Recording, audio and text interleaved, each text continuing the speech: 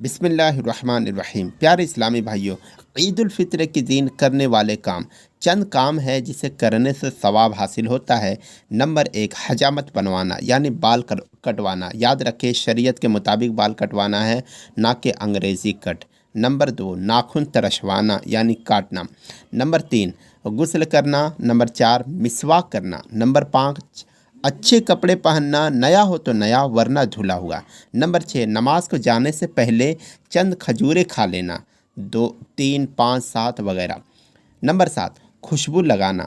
Number 8، فجر کی نماز مسجد محلے میں پڑھنا یعنی اپنے محلے کے مسجد میں ادا کرنا۔